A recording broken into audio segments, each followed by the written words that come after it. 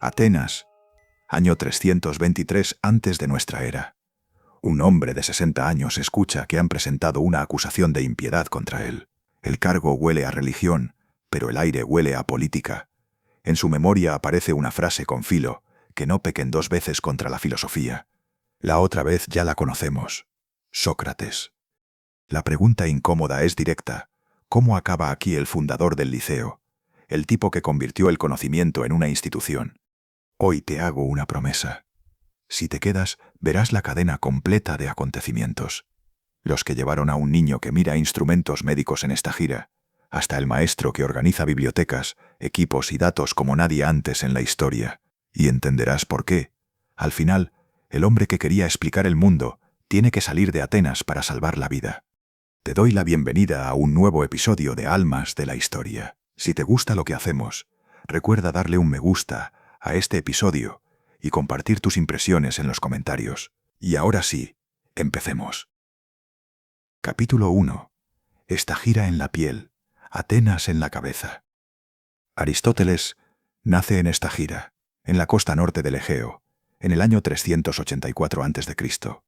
Esta gira queda en la península calcídica, al norte del Egeo, una zona donde las lealtades se mezclan con el comercio y con el temor a los vecinos fuertes.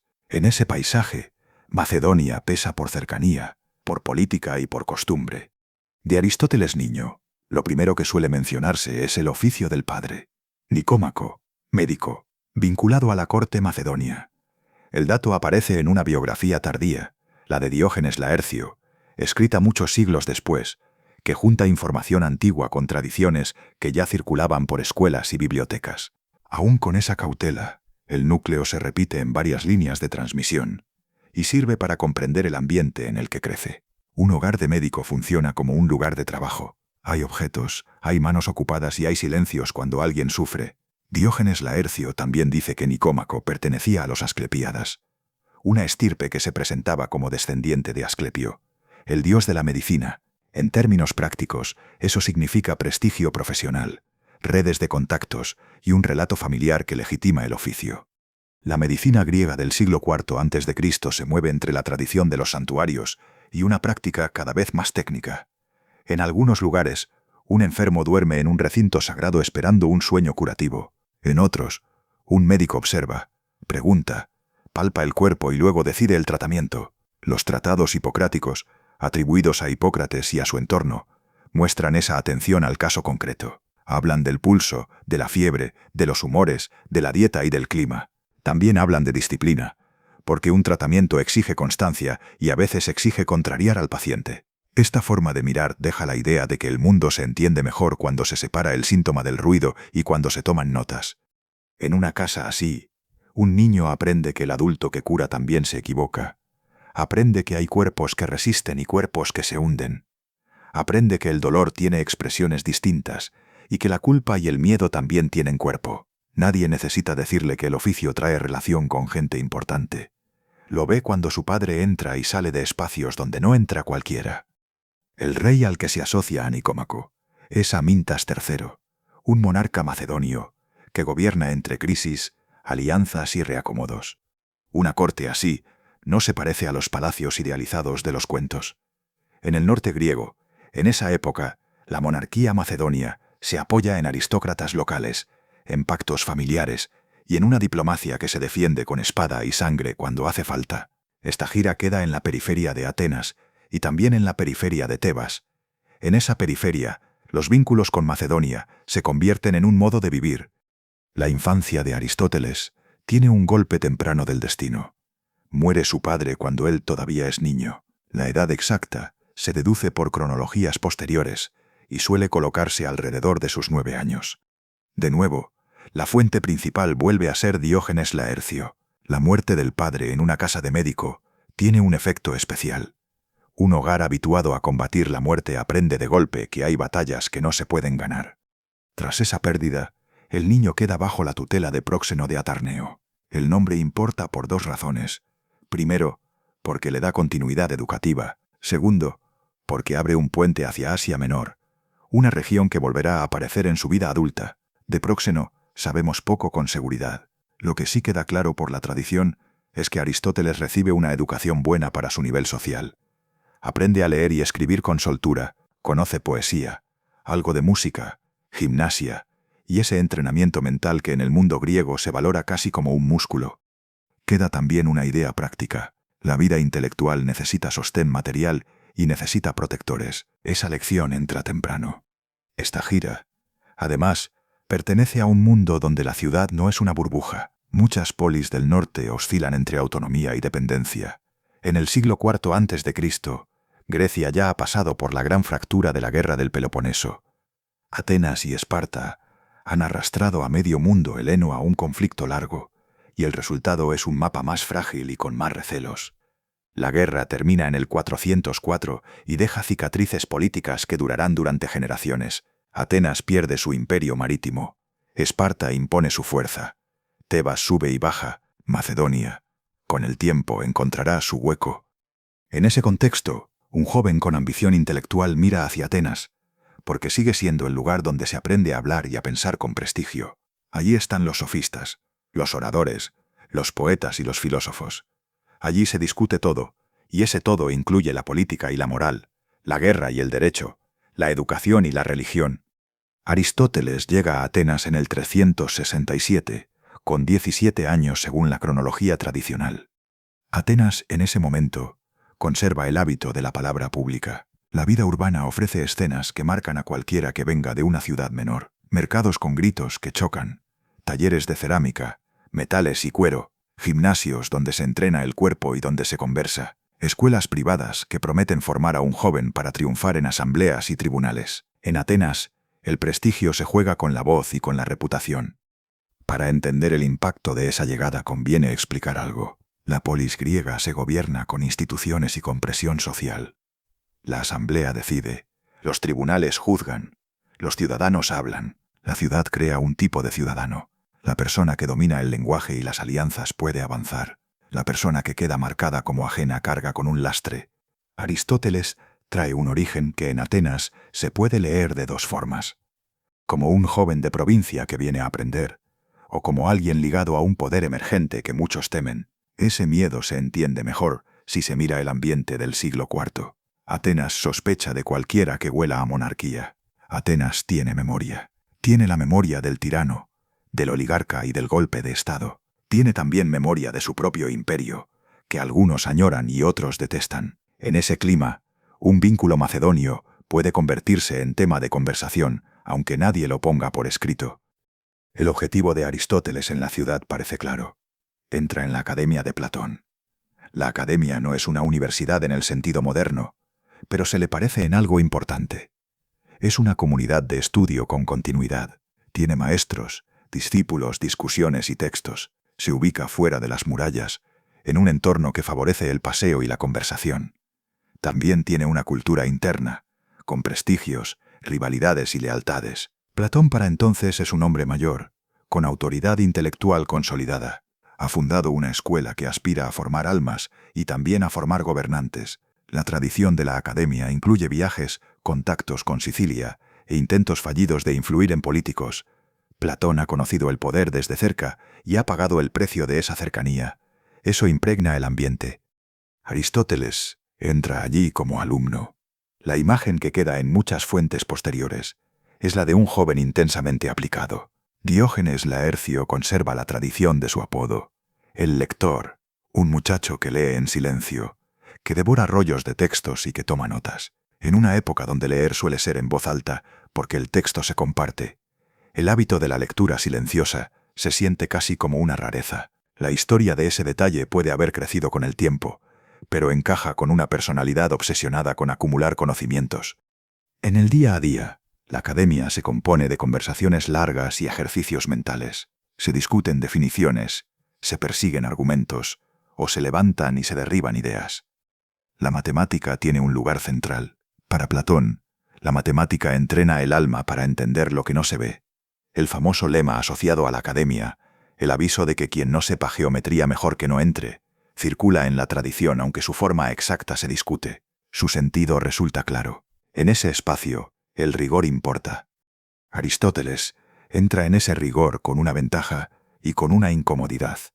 La ventaja se asocia a su formación y a su temperamento. Ha crecido junto a un oficio que exige atención a lo particular. Un médico trabaja con casos, un médico compara síntomas, observa la evolución y ajusta el tratamiento. La incomodidad aparece cuando una discusión se aleja demasiado del suelo. Platón busca lo universal, lo estable y lo que permanece detrás del cambio. Aristóteles, incluso siendo joven, parece inclinarse hacia un camino donde la explicación se prueba en las cosas. Esa diferencia entre maestro y alumno todavía no estalla aquí. Por ahora, lo importante es el modo en que se coloca en la escena ateniense. Un extranjero joven, con acento del norte, entra en el núcleo intelectual de la ciudad y se gana un sitio a base de trabajo. Atenas también enseña fuera de la academia. Enseña en el ágora. Enseña en los tribunales, donde una buena frase puede salvar una propiedad o hundir una carrera. Enseña en los gimnasios, donde los cuerpos entrenan y las amistades se sellan. Enseña en las fiestas, en las procesiones y en los ritos. Hay otro detalle que suele mencionarse en su juventud. Escribe obras tempranas, diálogos con estilo más cercano al de su maestro. Entre los títulos que se conservan como nombres, aunque los textos se perdieron, aparecen el Eudemo y el Protréptico. Los conocemos por fragmentos citados por autores posteriores. Ese dato muestra a un Aristóteles que desde temprano intenta construir una voz propia dentro de la forma platónica. También muestra el carácter frágil de la transmisión textual. Mucho de lo que escribió en esa etapa ya no existe para nosotros. En esta primera etapa ateniense hay un aprendizaje que importa más que el contenido de una clase.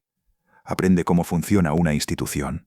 Aprende que el saber se produce en grupo y también en competencia. Aprende que el prestigio se hereda, se disputa y se protege. Aprende que Atenas puede amar a un pensador mientras le sea útil y puede volverse dura cuando el clima cambia. De su carácter, la tradición deja pinceladas, algunas quizá exageradas. Diógenes Laercio transmite anécdotas sobre su gusto por la ropa, sobre su forma de hablar y sobre su salud. Parte de eso se parece a chismes de escuela. En este capítulo basta con un hecho desnudo. Se instala en Atenas y decide quedarse. Esa decisión implica renunciar a una vida más cómoda en la órbita macedonia y apostar por el centro intelectual más exigente del mundo griego. El capítulo se cierra con esa imagen. Un muchacho de esta gira que ya ha visto morir de cerca entra en un jardín de discusión infinita. Lleva en la cabeza el método del médico y delante tiene el método del filósofo.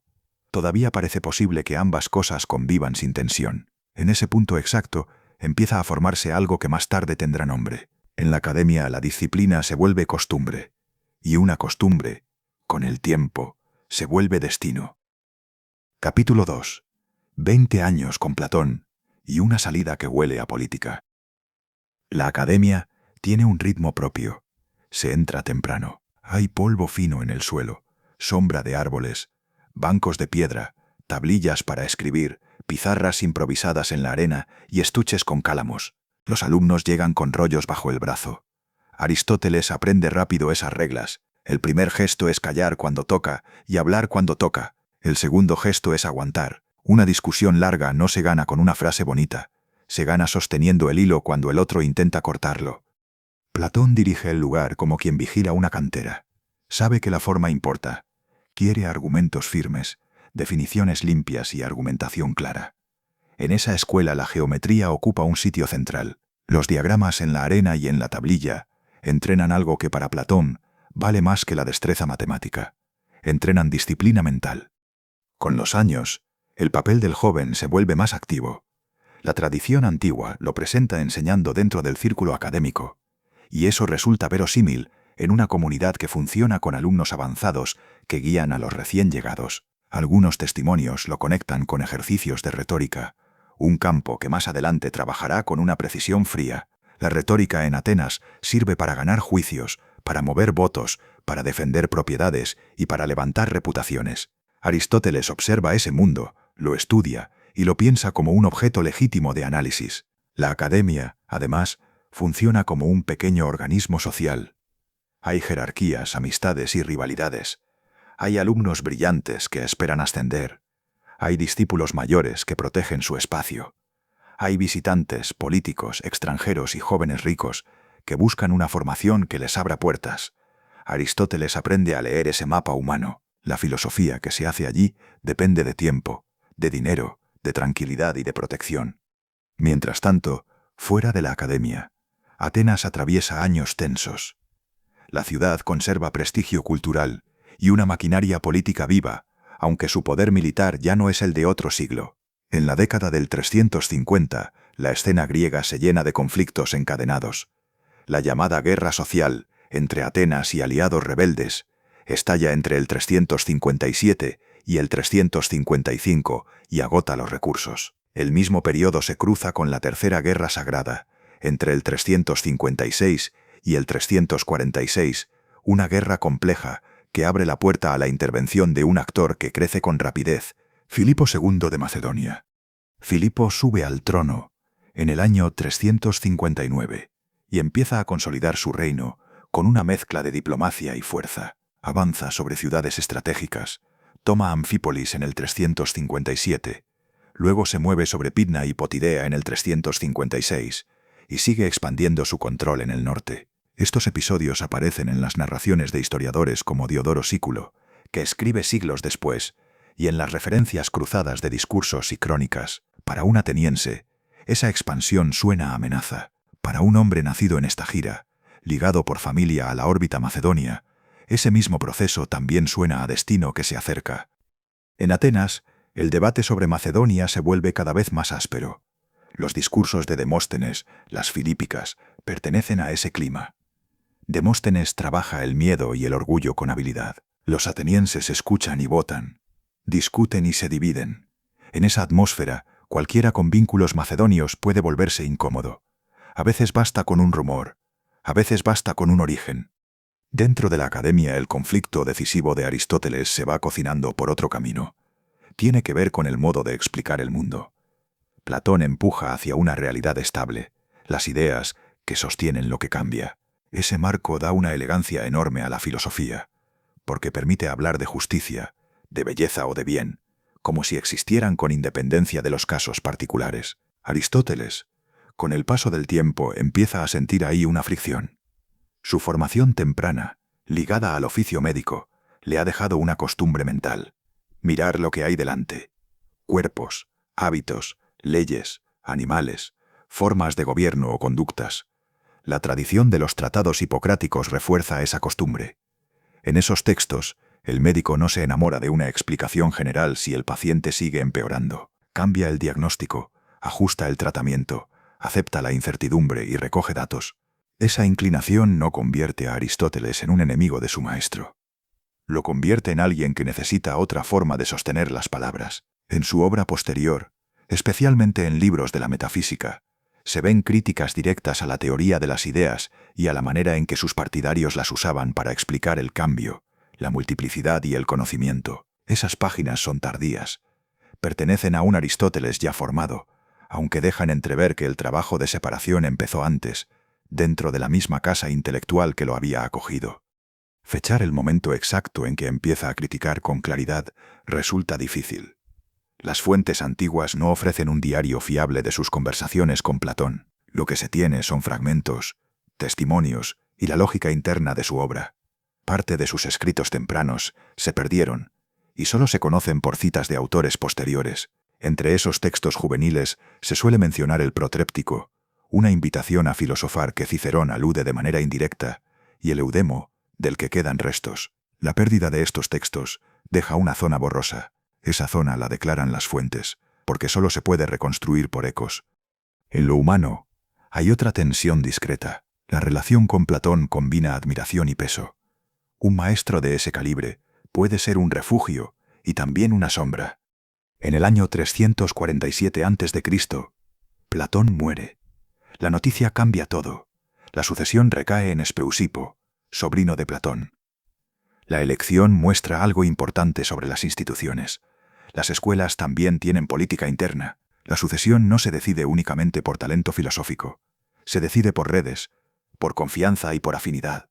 Para Aristóteles, que llevaba 20 años allí, ese giro es una señal clara de posición. Los testimonios antiguos no describen una escena dramática con detalles, y esa ausencia conviene respetarla. Aún así, el resultado es nítido. Aristóteles se marcha de Atenas. En esa marcha se mezclan varios motivos. Está la sensación de límite intelectual y el deseo de trabajar con mayor autonomía. Está el cambio institucional tras la muerte del fundador. Y está el clima político, cada vez más áspero para alguien con conexiones macedonias. Atenas no necesita aprobar una ley contra él para que la presión se vuelva real. A veces basta el ambiente. En algunas tradiciones posteriores, aparece una frase atribuida a Platón sobre Aristóteles, con tono duro. Ese tipo de frases circula con facilidad en escuelas y biografías antiguas, porque sirven como retrato moral en pocas palabras. Su valor histórico es limitado. Su valor como termómetro del clima resulta más útil. Había tensión, había competencia, había un discípulo que ya no encajaba del todo. La salida de Atenas también implica pérdidas concretas. Se pierde el escudo del nombre de la academia, se pierde una red de interlocutores inmediata, se pierde la tranquilidad de un lugar donde la filosofía tiene techo y reconocimiento.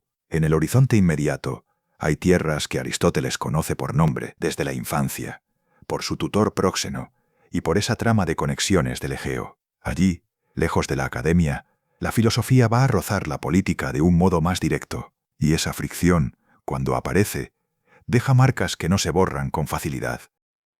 Capítulo 3. Asos y Lesbos.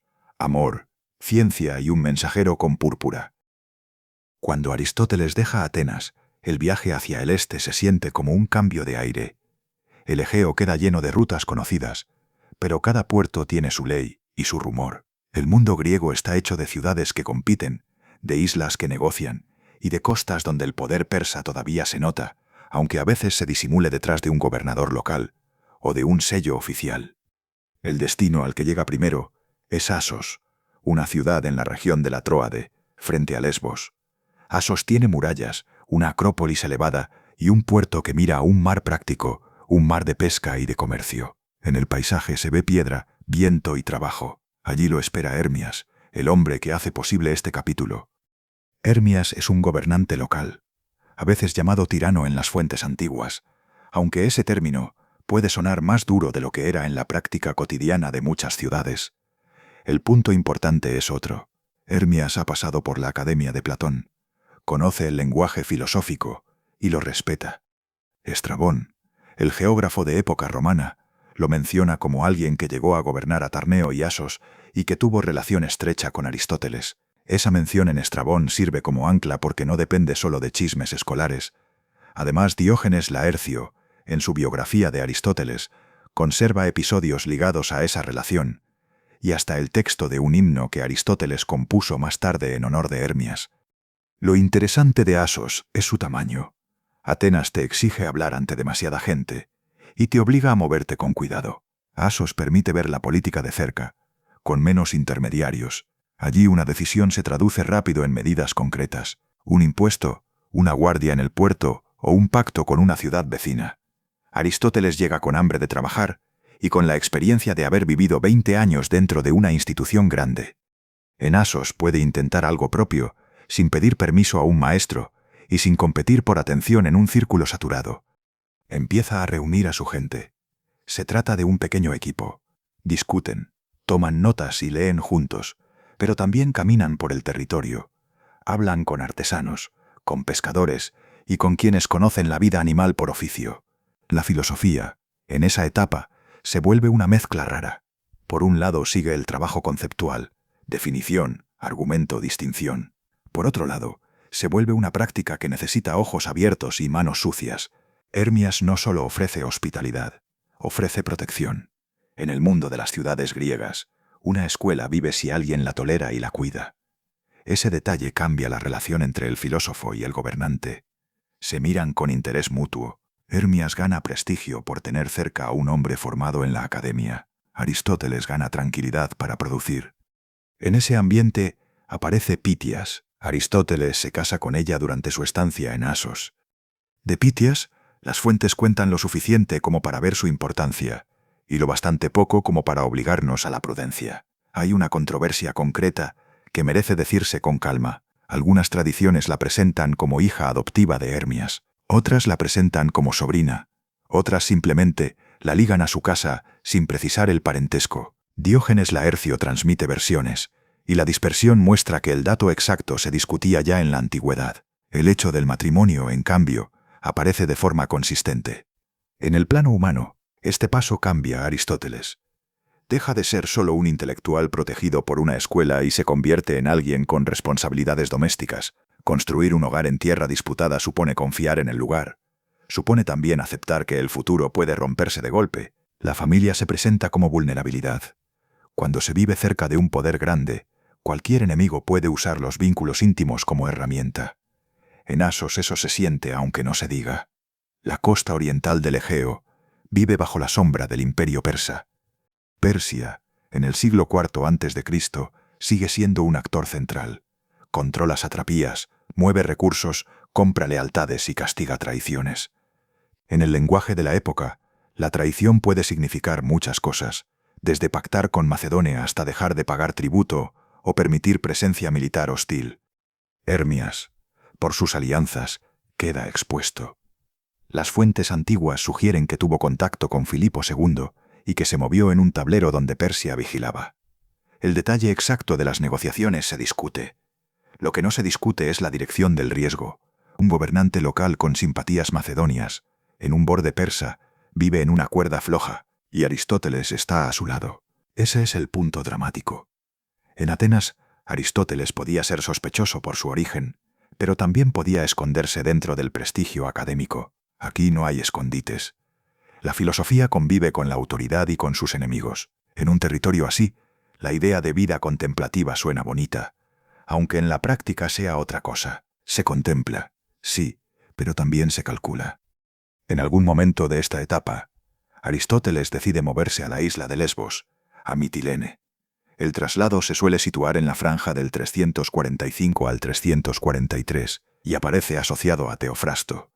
Teofrasto es una figura clave, aunque en esta historia todavía no brille como se merece. Viene de Ereso, en la propia Lesbos, tiene conocimiento del terreno y con el tiempo será el heredero intelectual del Liceo. Sus propios escritos botánicos, ya posteriores, muestran una mente que comparte con Aristóteles el gusto por clasificar y por describir con precisión. Mitilene es diferente a Asos. Es una ciudad importante, con actividad marítima y con acceso a entornos naturales ricos. Lesbos ofrece lagunas, bahías y zonas poco profundas, donde la vida marina se deja ver. En el Golfo de Cayoni, por ejemplo, las aguas permiten observar peces, moluscos, crustáceos y también sus ciclos de reproducción. Ese tipo de observación alimenta partes decisivas de obras como La historia de los animales, Partes de los animales y Generación de los animales, textos que forman parte de la tradición aristotélica, que sí ha llegado hasta nosotros. Aquí el trabajo cambia de textura. En Atenas, el día se llenaba de discusiones y de ejercicios dialécticos. En Lesbos, una parte del día se llena de sal en la piel, de redes, de cuchillos de pescador y de animales abiertos sobre tablas. Suena duro, y lo es.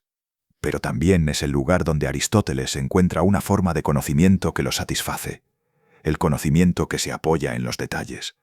En sus tratados zoológicos, Aristóteles describe con serenidad cosas que cualquiera de su tiempo habría visto como anécdotas. Describe órganos, funciones, diferencias entre especies, hábitos alimenticios, y distingue entre animales ovíparos y vivíparos con una claridad que sigue llamando la atención. Entre sus observaciones famosas están las relacionadas con ciertos tiburones y rayas, los celáceos, donde nota formas de reproducción vivípara. También describe el desarrollo embrionario de animales y el papel de membranas y fluidos. El valor histórico aquí no es si acertó en cada explicación con términos modernos. El valor es el método: mirar, comparar, registrar.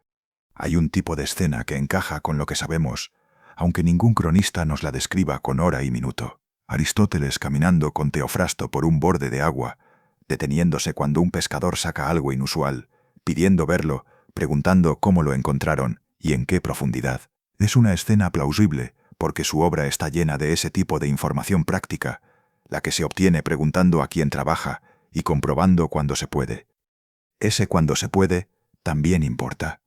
Aristóteles vive antes de los microscopios, antes de instrumentos de medición fina, antes de laboratorios estables. Su ciencia depende de la vista, del tacto y de la colaboración social. Depende de que alguien le lleve un animal entero y de que el animal no esté demasiado deteriorado. Depende de que un pescador no mienta para impresionar a un hombre famoso. Depende, en resumen, de relaciones humanas. Y eso vuelve a conectarlo con la política, aunque aquí todavía parezca un asunto lejano. Mitilene le da una alegría particular. Por primera vez en mucho tiempo, puede trabajar sin la presión directa del centro ateniense. Puede ver un objeto de estudio y seguirlo durante semanas. Puede construir un archivo de observaciones. Puede también entrenar a otros para que observen con el mismo cuidado. Esa es para él la forma real de crear una escuela. Pero incluso en Lesbos, el mundo grande aprieta. El siglo IV a.C. es un periodo de reajuste constante. Filipo II sigue ampliando el poder macedonio. Persia sigue defendiendo su influencia. Las ciudades griegas siguen divididas, cada una con sus propios intereses. En ese tablero, Aristóteles empieza a ser un hombre útil. Un hombre formado en Atenas, con conexiones en el Egeo Oriental y con un nombre que ya pesa entre quienes saben leer. En este punto entra el detalle del mensajero. En el mundo macedonio, la púrpura es símbolo de rango. Un emisario llega con seguridad, con un tipo de presencia que anuncia autoridad. Trae una invitación de Filipo II. Las fuentes antiguas no conservan la carta como documento, ni una copia exacta con sello y fecha. Lo que conservan es la tradición del encargo. Aristóteles es convocado para educar a Alejandro, el hijo de Filipo, un príncipe adolescente. Diógenes Laercio menciona el vínculo con Macedonia. Plutarco, en su vida de Alejandro, escrita mucho más tarde, también trata el papel de Aristóteles como tutor y comenta el tipo de educación que recibió el joven rey. Plutarco mezcla anécdotas, moral y relato, así que conviene leerlo con cuidado. Aún así, su testimonio muestra que la conexión se consideraba un dato importante en la tradición antigua. Para Aristóteles, la invitación abre un dilema real. Seguir en Lesbos significa seguir construyendo método con calma. Aceptar el encargo significa entrar en la órbita directa del poder más ambicioso del momento. Y esa órbita tiene gravedad, te protege, te usa y te expone. Las fuentes no nos dan su interior en forma de confesión. Lo que sí podemos sostener es que su biografía, hasta aquí, muestra un rasgo constante. Sabe moverse, sabe elegir lo posible, sabe entender cuándo una puerta se abre y qué precio puede traer. En paralelo, la sombra sobre Hermias se vuelve amenaza concreta.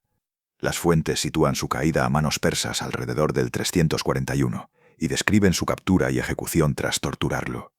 Estrabón lo menciona con dureza. Diógenes Laercio conserva un himno que Aristóteles compuso en honor de Hermias. Ese himno, a veces llamado himno a la virtud, y un epigrama asociado muestran la mezcla de amistad y dolor.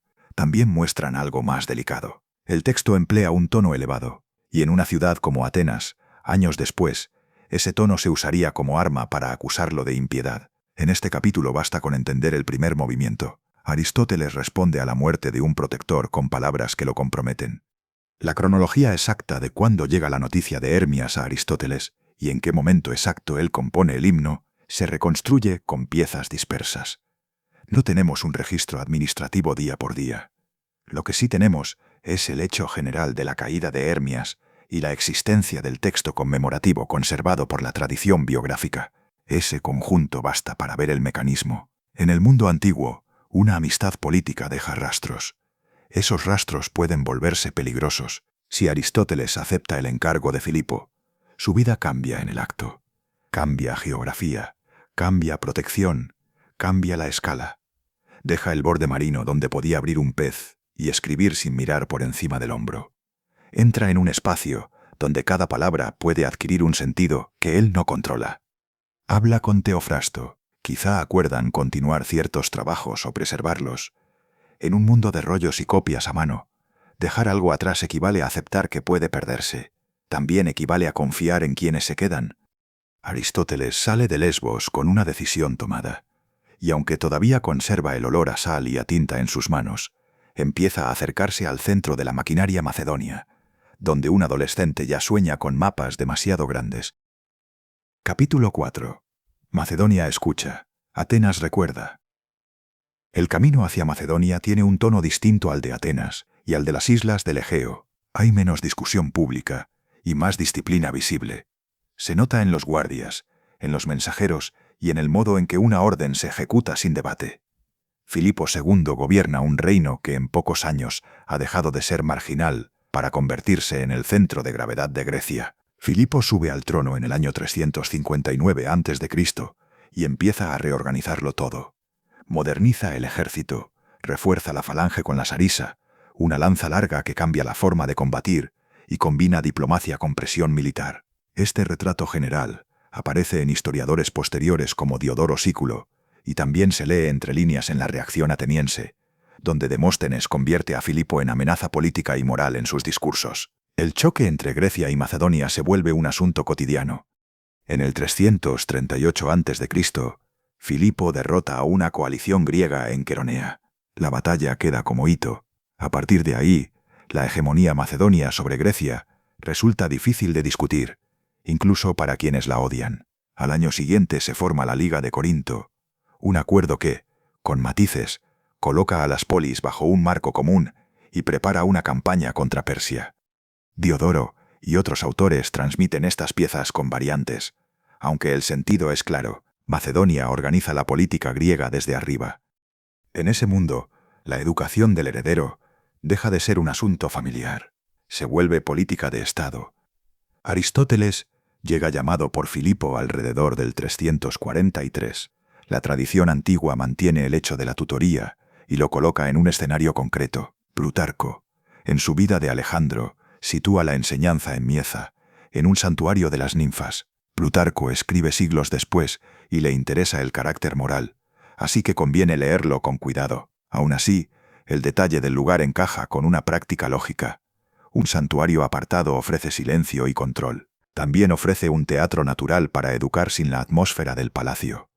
Mieza, tal como la imaginan los textos y la arqueología del área, es verdor, piedra y agua, un arroyo cercano, sombras largas, cuevas o recintos asociados al culto, el tipo de sitio donde se escucha la voz sin forzarla. Aristóteles aparece allí con pergaminos, con la costumbre de anotar, con un modo de mirar que viene de la medicina y de la filosofía a la vez. Alejandro tiene 13 años, ya ha sido formado en armas y en disciplina cortesana. Trae energía, rapidez y una ambición que en un aula se nota incluso cuando el alumno calla. Plutarco insiste en esa viveza y también en la intensidad con la que Alejandro admira a Homero. En el siglo IV a.C., Homero funciona como manual de conducta y como depósito de modelos. Aquiles, Odiseo, Héctor, todos ellos son ejemplos que justifican decisiones. Aristóteles empieza por ahí porque sabe dónde está la puerta de entrada. Enseñar a un príncipe implica trabajar con lo que ya lo mueve. La literatura abre la memoria, la historia abre la comparación. La geografía deja de ser mapa decorativo y se vuelve cálculo. Un futuro comandante necesita saber qué clima rompe tropas, qué montañas cortan rutas y qué puertos alimentan una campaña.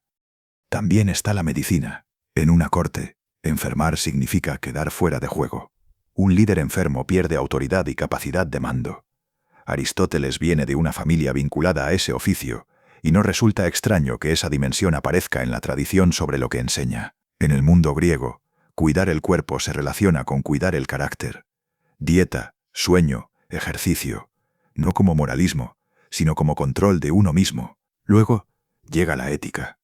Aquí Aristóteles se juega una parte de su vida futura, aunque todavía no lo sepa. Formar a Alejandro incluye enseñarle un lenguaje para pensar en el poder, justicia, moderación, valentía.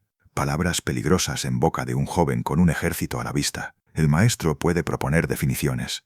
El alumno decidirá qué hace con ellas. La política entra de forma inevitable como conocimiento de ciudades y de alianzas, de cómo se sostiene una comunidad o de cómo se rompe. Aristóteles ha vivido Atenas desde dentro y ha aprendido lo que ocurre cuando la palabra se vuelve un arma contra el enemigo. Ahora enseña en un reino donde la palabra pesa menos que la cadena de mando, aunque un rey inteligente la usa cuando conviene. En Mieza, el aula tiene un detalle que importa. Está dentro del engranaje macedonio. Cerca hay consejeros, generales y familiares. El príncipe no está solo. Se forma con compañeros de su edad, jóvenes de la élite macedonia, que más tarde ocuparán cargos. La educación crea una red. Esa red luego gobernará sobre la mitad del mundo conocido. En este punto aparece una tensión que conviene decir con honestidad. Sabemos que Aristóteles fue tutor de Alejandro. La tradición antigua lo repite y lo hace central. Lo que falta son documentos directos que describan el programa día a día. No se conserva un cuaderno de Mieza, ni un calendario escolar, ni transcripciones de lecciones. Se mencionan cartas entre Aristóteles y Alejandro en autores antiguos, aunque el material epistolar que ha llegado bajo esos nombres se considera en gran parte tardío o problemático. Esa ausencia alimenta leyendas, y la leyenda crece rápido cuando el alumno termina conquistando medio mundo. Plutarco ofrece anécdotas que iluminan el tono. Habla del gusto de Alejandro por la filosofía y del modo en que la enseñanza lo marca. Flavio Arriano, en su Anábasis de Alejandro, escribe un relato militar basado en fuentes previas y le interesa el conquistador en campaña, no el adolescente estudiando. Ese desequilibrio explica por qué la tutoría se cuenta muchas veces como mito de origen del genio imperial. El vínculo existió, la influencia también. El alcance exacto se mueve en un borde donde los textos callan.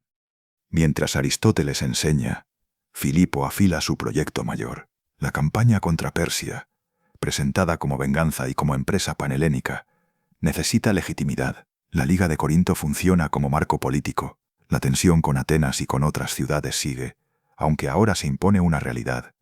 Macedonia manda. En 336 a.C., todo se corta en seco. Filipo II muere asesinado en Egas durante una celebración. Las fuentes antiguas como Diodoro y Justino narran el episodio con matices distintos y lo rodean de sospechas. Se menciona al asesino Pausanias y se discuten motivaciones, resentimientos y conspiraciones. El núcleo se mantiene. Filipo cae en un acto público y el reino cambia de manos de inmediato. Alejandro se convierte en rey. La enseñanza pierde su carácter de formación y se vuelve preparación para gobernar, y con urgencia. Un trono en el siglo IV a.C. se sostiene con rapidez y con miedo, porque alrededor hay rivales, alianzas frágiles y ciudades griegas dispuestas a probar la fuerza del nuevo monarca. Alejandro actúa con dureza para asegurar su posición. Las fuentes describen purgas y campañas rápidas para imponer autoridad. En esa transición, Aristóteles queda en un lugar delicado. Ha sido tutor del heredero. Su cercanía lo ennoblece, pero también lo compromete. En lo íntimo, su vida también se mueve. Pitias, su esposa, muere alrededor de estos años, según la cronología tradicional transmitida por la biografía antigua. Los detalles del hecho son escasos, así que conviene no inventar escenas. Lo que sí se entiende es el efecto. La viudez en un hombre de trabajo y de redes altera lo doméstico y lo político a la vez. En algún momento posterior aparece Herpilis, una compañera con la que tendrá a Nicómaco. Diógenes Laercio y otras tradiciones mencionan este círculo familiar. Con Alejandro ya en marcha, empieza a insinuarse una diferencia de horizonte. Aristóteles viene de una cultura griega que distingue con fuerza entre griegos y no griegos. Esa distinción existe en la época y se refleja en discursos, en costumbres y en instituciones. Alejandro con el tiempo mostrará gestos y políticas que apuntan a un proyecto más amplio, integrador en ciertos aspectos, útil también para gobernar un imperio heterogéneo. Este es un punto donde las fuentes se abren en interpretaciones. Plutarco narra episodios de adopción de costumbres persas y de políticas de mezcla. Flavio Arriano transmite decisiones estratégicas y administrativas. Los historiadores modernos discuten hasta qué punto hubo convicción ideológica o puro cálculo. Lo que se puede decir con seguridad es que esa orientación iba a tensar a muchos griegos. En el año 335, Aristóteles deja Macedonia y vuelve a Atenas. Las razones exactas combinan varios elementos, y no hay un documento único que las explique. La salida encaja con el momento. Alejandro parte hacia sus campañas. La corte se militariza, y el filósofo entiende que su lugar de trabajo ya no está allí. Además, Atenas vive bajo hegemonía macedonia tras Queronea. Volver es posible, aunque cargado de sentido político. Aristóteles regresa con una experiencia que casi nadie en Atenas posee. Ha visto el poder desde dentro, ha enseñado a un rey joven, ha aprendido cómo se fabrica la obediencia en un reino en expansión. Ese conocimiento pesa tanto como su prestigio. En Atenas, ese prestigio abrirá una puerta enorme y también atraerá miradas frías. Y en la corte de Alejandro, un episodio futuro ligado a su propia familia dejará una herida que nadie podrá disimular. Capítulo 5. Atenas bajo Macedonia. un filósofo en la cuerda floja. Atenas lo ve volver. La ciudad ya conoce su nombre, aunque lo conozca con reservas. En ese momento Grecia vive bajo hegemonía macedonia. Alejandro ha consolidado su control tras la muerte de Filipo, ha castigado con dureza a Tebas y ha dejado claro el mensaje. La autonomía griega sigue en pie en muchas formas, aunque la fuerza que decide en último término no está en la asamblea, está más al norte. Aristóteles no regresa a pedir un lugar, regresa a montar uno. El sitio que elige es un gimnasio, cerca del santuario de Apolo Licio. Un gimnasio en Atenas se parece poco a un lugar de deporte moderno. Es un espacio público donde se entrena el cuerpo y se conversa, donde se hacen amistades o donde se negocia. Hay pistas de arena, pórticos con sombra, bancos y fuentes. Es un lugar con circulación constante de gente. Montar una escuela ahí tiene una ventaja evidente. El pensamiento entra en la vida diaria sin tener que cruzar una puerta ceremonial. La tradición antigua, especialmente Diógenes Laercio, presenta a Aristóteles fundando su escuela en el Liceo y enseñando caminando. De ahí el apodo de peripatéticos, los que pasean. El detalle puede sonar anecdótico, aunque tiene lógica práctica. Caminar ordena el ritmo de una explicación larga. También evita que el aula se convierta en tribunal. El maestro no se coloca como estatua frente a filas de oyentes, se mueve entre ellos, los obliga a seguir con el cuerpo y con la atención. Las mañanas suelen reservarse para un tipo de enseñanza más cerrada, lo que más tarde se llamará acroamática, destinada a alumnos avanzados. Las tardes se abren más, con lecciones accesibles para quien tenga interés. Esta división aparece en tradiciones antiguas y encaja con una escuela que necesita formar especialistas y también sostener reputación pública. Lo decisivo es lo que ocurre con la organización. Aristóteles trae de la academia una lección institucional, aunque ya no quiera vivir bajo su techo. El trabajo colectivo produce más que el talento aislado. En el Liceo aparecen nombres que importan. Teofrasto, su colaborador más cercano, con ojo de botánico y carácter de continuador. Eudemo de Rodas, asociado a historia de la ciencia y a matemáticas. Dicearco de Mesina, más volcado en geografía y política. Aristóxeno de Tarento, ligado a teoría musical. La lista cambia según la fuente y la reconstrucción moderna, aunque el patrón se mantiene. La escuela funciona como un conjunto de personas que investigan áreas distintas bajo una dirección común. El método de Aristóteles se ve en escenas pequeñas. Un alumno llega con notas sobre una ley local. Otro trae observaciones sobre un animal capturado en el mercado. Otro ha copiado fragmentos de una tragedia para discutir cómo actúa la emoción en el público. No se trata de acumular por capricho. Se trata de comparar. Él quiere series, quiere casos, quiere variaciones. La filosofía se convierte en un trabajo de archivo y comparación. Ese archivo necesita espacio y necesita copias. Aquí entra una tradición famosa. Estrabón, el geógrafo, transmite la idea de que Aristóteles fue pionero en reunir libros. La afirmación se repite en la cultura antigua con diferentes matices. Nadie puede darnos un inventario del Liceo, aunque sí se entiende que una escuela de ese tipo necesita biblioteca para sostener investigación. El rollo de papiro se desgasta, las copias cuestan dinero y tiempo, y un texto se pierde con facilidad. Montar una biblioteca equivale a montar una defensa contra el olvido. En esa lógica entra la gran empresa política del Liceo, la recopilación de constituciones de ciudades. La tradición atribuye a Aristóteles y su escuela un trabajo monumental de recoger y describir formas de gobierno. Diógenes Laercio menciona una cifra alta de constituciones compiladas, y la tradición posterior habla de 158. En este punto conviene honestidad. La cifra exacta varía en las referencias y los estudios modernos discuten cuánto es obra directa de Aristóteles y cuánto es trabajo de su escuela. La ambición general no se discute.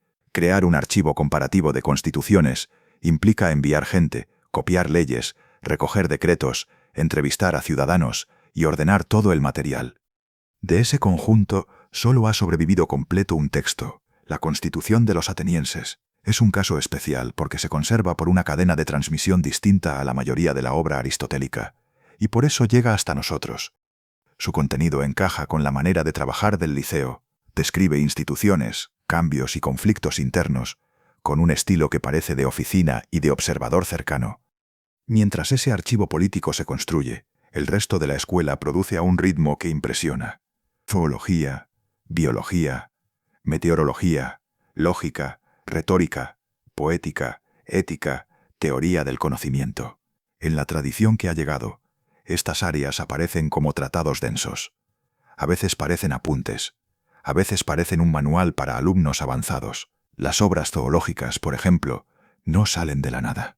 Aristóteles ya había trabajado en Lesbos con observación directa. En Atenas, esa mirada se institucionaliza. Se aprovecha la ciudad como punto de entrada de mercancías y animales. El puerto trae productos y trae ejemplares. Los pescadores venden lo que capturan. Los cazadores traen aves y animales salvajes. Los mercados aportan materiales para describir anatomía y hábitos. El liceo funciona como un lugar donde ese material se convierte en conocimiento escrito. La meteorología, para él, es hablar de fenómenos que afectan cosechas, navegación y salud.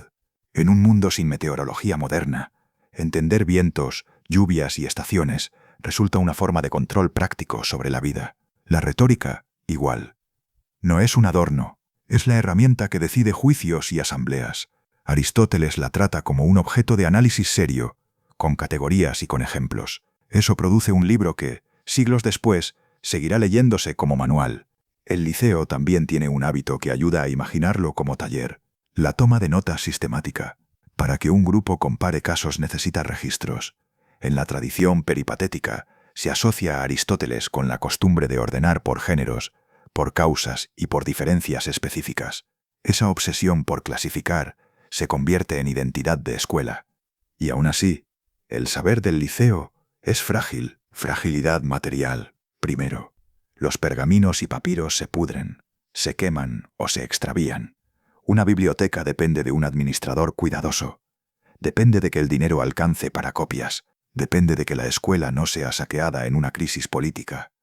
Esa fragilidad se conoce por experiencia. En el mundo antiguo, una biblioteca entera puede desaparecer en una sola generación. Fragilidad literaria.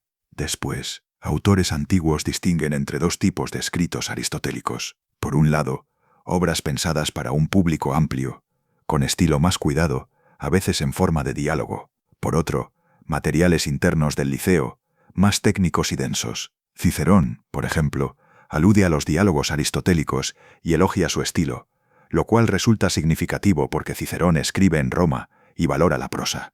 Esa información tiene un golpe triste. Esos escritos exotéricos, los más literarios, se perdieron casi por completo. Quedan ecos en citas dispersas.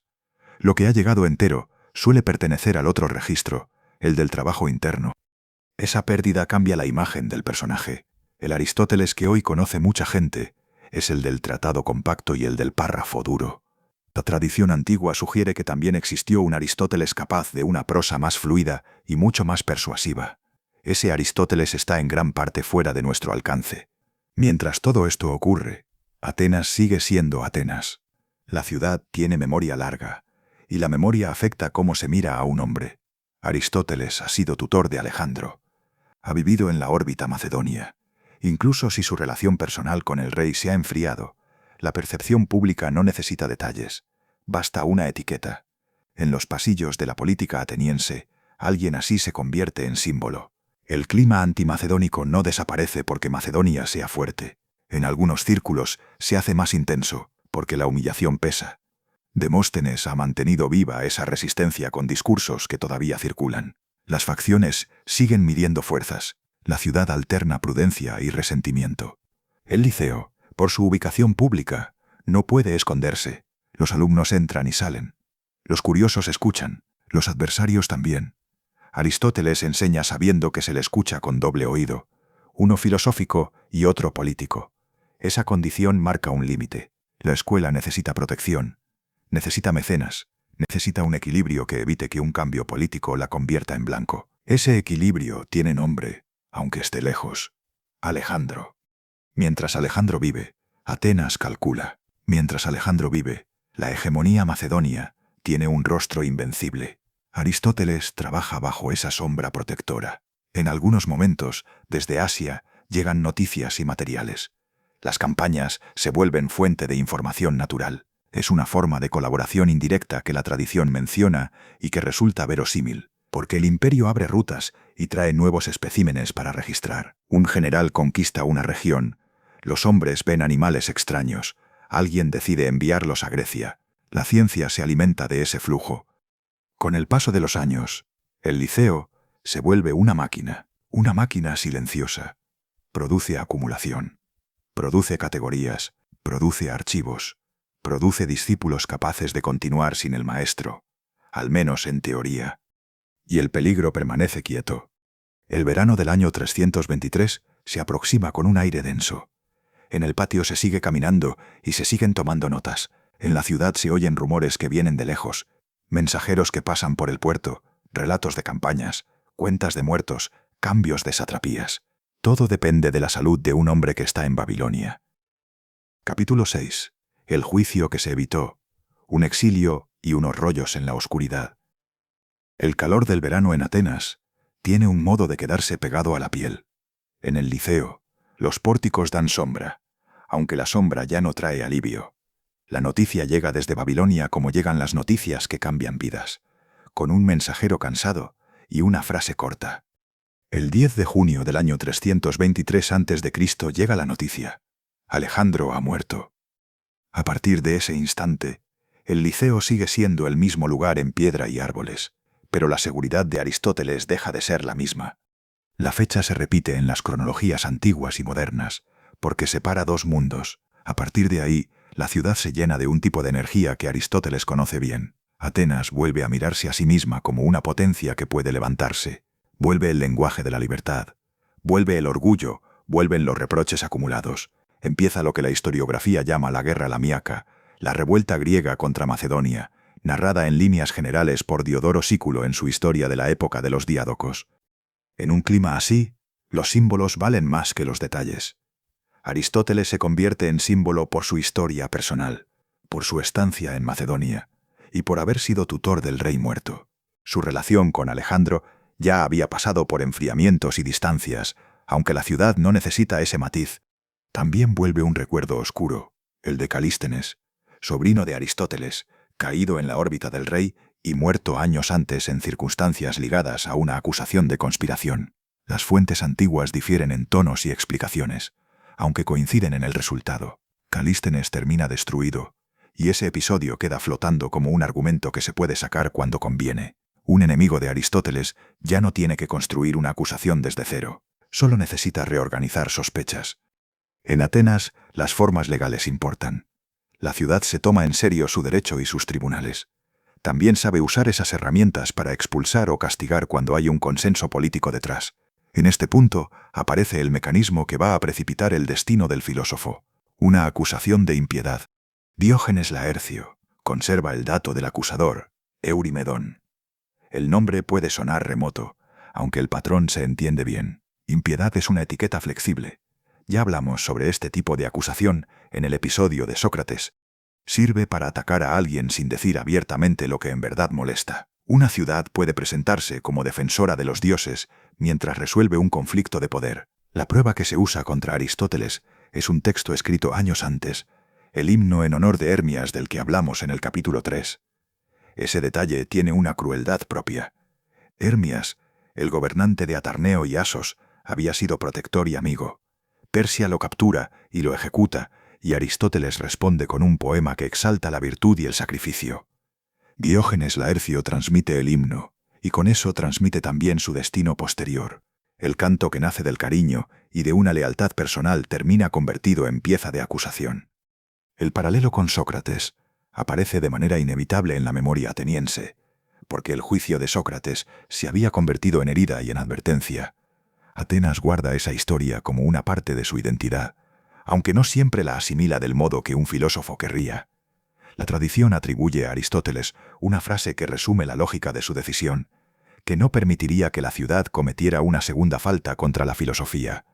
La frase circula en biografías antiguas, con el estilo típico de los dichos memorables. El valor exacto de la cita se discute. El valor del gesto resulta firme. Aristóteles decide marcharse. No hay necesidad de imaginar una escena teatral de fuga nocturna para que la tensión funcione. La situación ya era suficientemente peligrosa. Un proceso por impiedad podía acabar en condena de muerte. También podía acabar en humillación pública y confiscación de bienes. Y sobre todo, podía dejar a su escuela en una posición imposible en medio de la revuelta antimacedónica. Se retira a Calcis, en la isla de Eubea. Allí tenía vínculos familiares por parte de su madre. La elección es práctica. Calcis está cerca de Atenas en distancia marítima, aunque políticamente ofrece otro aire y otro margen. En Calcis, Aristóteles hace algo que muchas biografías heroicas suelen ocultar. Se ocupa de lo doméstico. Ordena lo que se puede ordenar cuando un hombre siente que su tiempo se acorta. Redacta su testamento. El testamento se conserva gracias a Diógenes Laercio, que lo copia o lo resume en su obra. Ese documento tiene un efecto humano porque está hecho de nombres concretos y de decisiones que no admiten épica. Aparece Nerpilis, su compañera, aparece Nicómaco, su hijo, aparece Pitias, su hija, aparece Nicanor, ligado a la tutela y a la protección familiar. Se describen disposiciones sobre casa, cuidados, dotes y responsabilidades. La filosofía queda fuera de escena en esas líneas. Entra la vida tal como es, con dependientes, con afectos y con obligaciones. La muerte llega en otoño del año 322 a.C. La versión más repetida en la tradición habla de una enfermedad estomacal. Algunas historias posteriores mencionan envenenamiento con tonos de intriga. Ese rumor aparece en biografías y compilaciones tardías, aunque sin pruebas firmes. En un mundo donde la política mata y donde los enemigos abundan, el veneno es un recurso narrativo fácil. La explicación médica, por simple que sea, encaja con la fragilidad real de cualquier cuerpo. En ese punto termina el hombre y empieza el problema. ¿Qué pasa con sus escritos? Aquí entra una historia que parece inventada para mostrar la debilidad material del saber, aunque su origen está en autores antiguos con nombre y fecha. Estrabón, en su Geografía, cuenta una cadena de transmisión de los libros de Aristóteles y Teofrasto. Las piezas encajan con un patrón general, aunque algunos detalles se discuten en la investigación moderna. Según Estrabón, Teofrasto hereda la biblioteca y los escritos. Teofrasto, a su vez, los deja a Neleo, un hombre ligado a la escuela. Neleo los lleva a Stepsis, en la región de la Tróade. Allí, los herederos de Neleo esconden los rollos en una bodega o sótano, para evitar que los reyes de Pérgamo los confisquen para su gran biblioteca. La biblioteca de Pérgamo, rival de Alejandría, estaba en plena política de adquisición de libros, y esa política incluía presión y compra agresiva. El escondite salva y destruye a la vez. Salva porque evita confiscación. Destruye porque el lugar es húmedo y oscuro. Estrabón habla de daño por moho y por gusanos. Los rollos se deterioran, la tinta se borra, los textos se rompen. 2 siglos en esas condiciones dejan cicatriz. En el siglo I a.C., un hombre llamado Apelicón de Teos compra esos manuscritos. Estrabón lo describe como un bibliófilo, un coleccionista con apetito, aunque sin el rigor suficiente para restaurar textos dañados. Apelicón intenta reconstruir lo perdido rellenando lagunas y a veces adivinando. Ese tipo de intervención crea un problema nuevo. Un texto restaurado de forma torpe puede circular como auténtico y al mismo tiempo ya estar contaminado por manos posteriores. Luego llega la violencia romana. En el año 86 a.C., Lucio Cornelio Sila toma Atenas durante las guerras mitridáticas. Plutarco describe el saqueo y menciona cómo Sila se lleva a Roma bibliotecas y libros valiosos. En esa corriente, los rollos aristotélicos terminan en Roma, donde entran en un circuito distinto, el de gramáticos, filósofos y editores. Ahí aparece Tiranion, un gramático que trabaja con esos textos según varias tradiciones antiguas, y más tarde aparece la figura decisiva para la forma en que hoy se lee a Aristóteles, Andrónico de Rodas. Andrónico, filósofo peripatético, realiza una edición y un ordenamiento del corpus alrededor del año 60 a.C., según la cronología aceptada en líneas generales. Su trabajo consiste en clasificar, comparar versiones, agrupar tratados y darles un orden que se vuelve canónico. Parte de la estructura con la que hoy se conocen obras como la metafísica depende de esas decisiones editoriales. Ese rescate trae un último matiz que conviene sostener con honestidad. La autenticidad de algunos textos se discute desde la antigüedad. Ya en el mundo antiguo circulan listas de obras dudosas, atribuciones disputadas y tratados que algunos consideraban de discípulos. La crítica textual moderna continúa ese debate con herramientas distintas. Nosotros no necesitamos entrar en tecnicismos, aunque sí necesitamos entender el punto. El Aristóteles que leemos llega filtrado por pérdidas, restauraciones, ordenamientos y discusiones de autoría. Al final, la escena vuelve donde empezó. Un patio caluroso en Atenas, el Liceo con sus pórticos. Un día cualquiera que deja de serlo cuando se anuncia una muerte lejana. Aristóteles sale de la ciudad para vivir. Sus papeles salen de la ciudad para sobrevivir. Y en algún lugar, durante años, esos rollos quedan guardados como se guarda algo frágil, esperando a que alguien los encuentre y se tome el trabajo de ordenarlos sin prisa. El resto ya es parte de la historia.